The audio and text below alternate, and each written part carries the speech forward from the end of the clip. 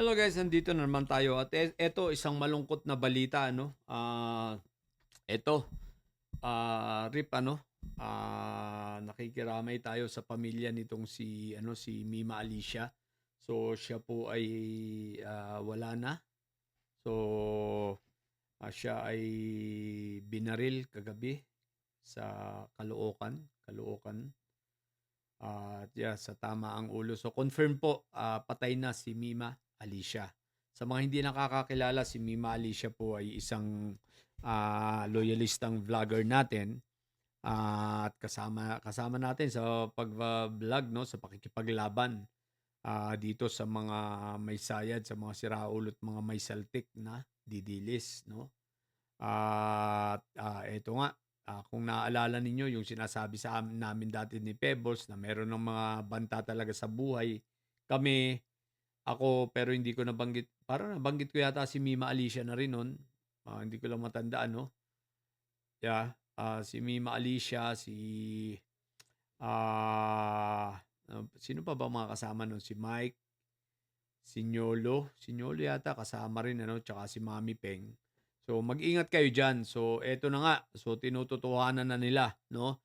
So yung binanggit natin na binabanta na ang mga buhay.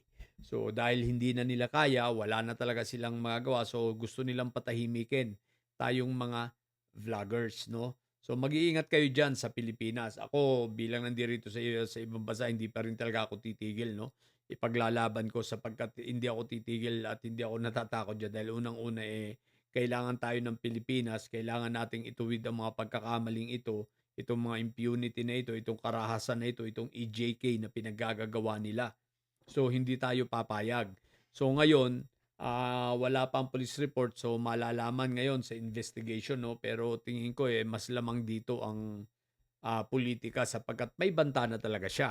May banta na sa kanyang mga buhay, may death threat na, pero siyempre si Mima Alicia matapang din ito na ipinaglalaban ang katotohanan at siyempre pinaglalaban ang ating Pangulo.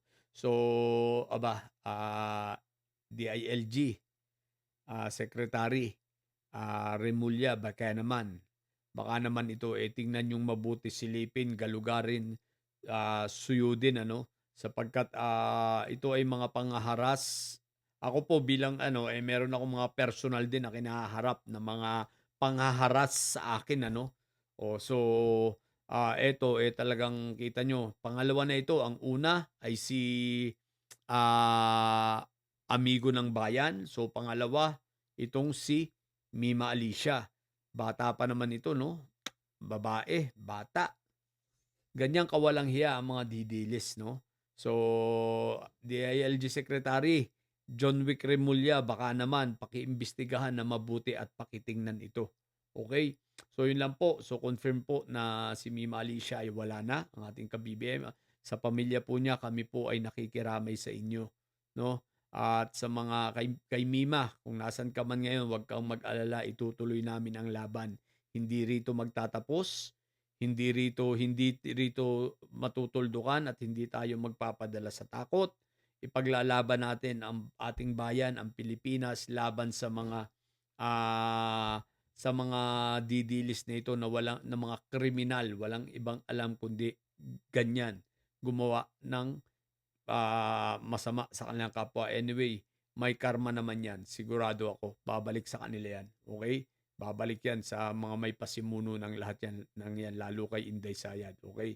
So, yun lang po. At sa mga bobong didilis na nyo, no? Mga wala talaga kayong mga kwenta, wala kayong bayag, puro ganyan lang ang kaya nyo. Diba? So, yun lang po. At again, nakikiramay tayo sa pamilya ni Mima Alicia. Yun lang po, bye.